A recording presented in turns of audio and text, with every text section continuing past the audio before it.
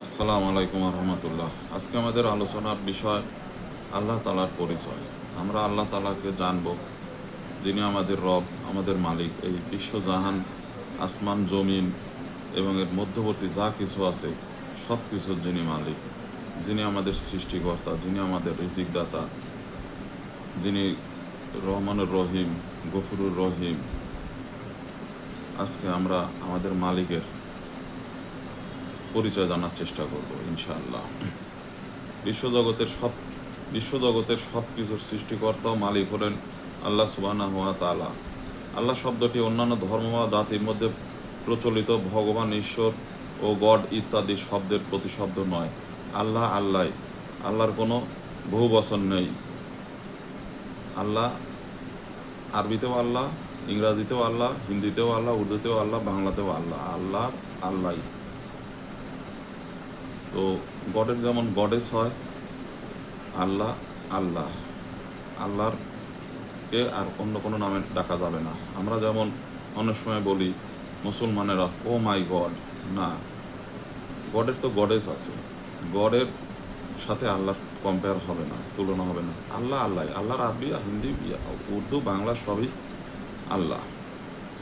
এটি একটি মৌলিক বিশেষ্য। এ নাম কেবল আল্লাহর জন্য নির্ধারিত। আল্লাহ এক ও অদ্বিতীয়। আল্লাহর কোনো অংশীদার নাই, কোনো শরিক নাই। আল্লাহ তাআলার অনেক গুণবাচক নাম রয়েছে। এসব গুণবাচক নামের মধ্যেই তার পরিচয় পাওয়া যায়। সূরা ফাতিহা। সূরা ফাতিহা আমরা নিয়মিত পড়ি। সূরা ফাতিহা কোরআন মাজিদের প্রথম সূরা এবং এই সূরাটা আমরা প্রত্যেক নামাজেই আমরা পড়ি। সূরা ফাতিহা এক অনন্য সূরা, কোরআন মাজিদের একটা অনন্য সূরা। এটা থেকেই আজকে আমরা আলোচনা করব, আল্লাহকে জানার চেষ্টা করব। সূরা ফাতিহা হলো কোরআন মাজিদের সবচেয়ে গুরুত্বপূর্ণ সূরা। আবু সাঈদ ইবনে মুআল্লা রাদিয়াল্লাহু আনহু হতে বর্ণিত, তিনি বলেছেন, আমি যখন সালাত আদায় করছিলাম তখন নবী সাল্লাল্লাহু আলাইহি সাল্লাম আমাকে ডাকলেন, কিন্তু আমি তার ডাকে সাড়া দিলাম না। পরে আমি বললাম, হে আল্লাহর রাসূল, আমি সালাত আদায় করছিলাম। এরপর রাসূলুল্লাহ সাল্লাল্লাহু আলাইহি সাল্লাম বলেন, আল্লাহ কি বলেননি, হে মুমিনগণ, তোমরা আল্লাহ তার রাসূলের ডাকে সাড়া দাও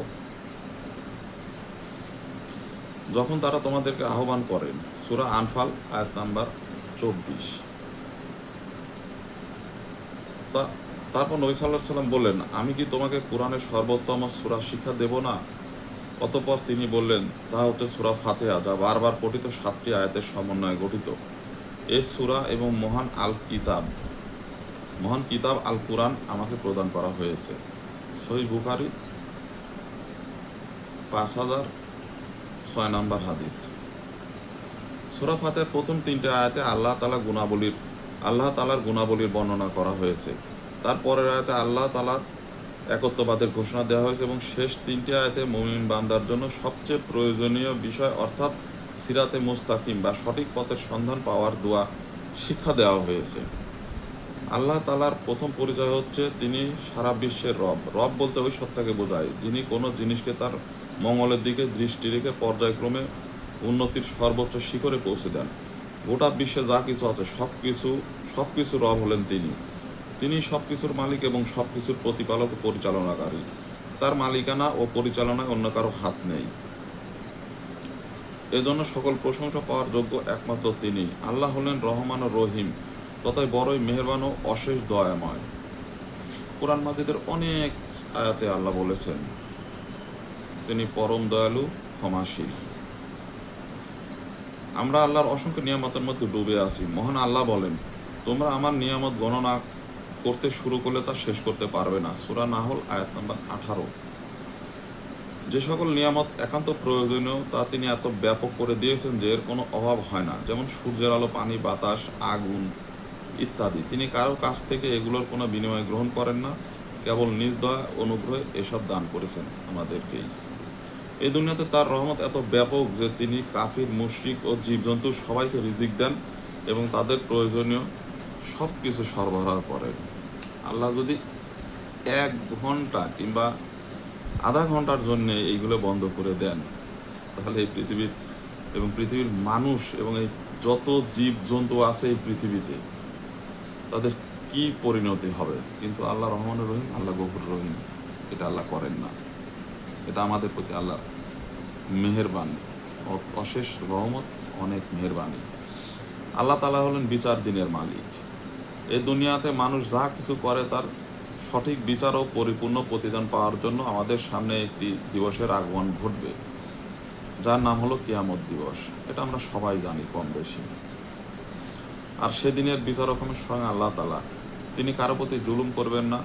দুনিয়াতে যারা ঈমান আনবে এবং সৎকর্ম করবে তাদেরকে তিনি নিয়ামতপূর্ণ জান্নাতে প্রবেশ করাবেন, যে জান্নাতের বর্ণনা এবং প্রতিশ্রুতি আল্লাহ আমাদেরকে দিয়েছেন কোরআন মাজিদেই। আর যারা পাপ কাজ করে অপরাধী হবে তাদেরকে জাহান্নামের আগুনে ফেলে শাস্তি দেবেন। সেদিনের সকল ক্ষমতা কর্তৃত্ব একমাত্র তারই হাতে থাকবে। জাহান্নামের বর্ণনাও কোরআন এবং হাদিসে মহান আল্লাহ তাআলা অনেকবার বলেছেন, অনেকভাবে দিয়েছেন আমাদেরকে। আল্লাহ যেমন জান্নাতের ভালো দিকগুলো, ভালো ভালো দিক আমাদেরকে আল্লাহ তাআলা তুলে ধরেছেন। জান্নাতে আমরা যা চাবো তাই পাবো। আল্লাহ এইরকম প্রতিশ্রুতি আমাদের দিয়েছেন কোরআনের মধ্যে। আমরা যা চাবো তাই পাবো, খাবার দাবার যা কিছু, সুখ শান্তি। আল্লাহ বলেছেন কোরআনে, জান্নাতে এমন কিছু নিয়ামত আছে যা কোনো চোখ দেখে নাই, যা কোনো কান শুনে নাই, এমনকি কোনো অন্তর কল্পনাও করতে পারে না। আমরা কল্পনা করতে পারবো না, ভাবতেও পারবো না। আবার ঠিক জাহান্নামের আগুনতায় আল্লাহ জাহান্নামের শাস্তি সম্বন্ধে কঠোরভাবে সতর্ক করেছেন আমাদেরকে, কঠোরভাবে হুঁশিয়ারি দিয়েছেন।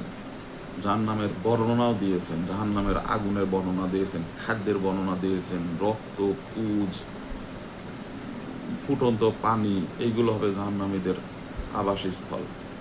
অতএব আমরা আল্লাহর সন্তুষ্টি অর্জন করার জন্য আল্লাহর এবং তার রসুলের দেখানো পথে আমরা চলার চেষ্টা করি। আমাদের আল্লাহ সেই তৌফিক দান করেন।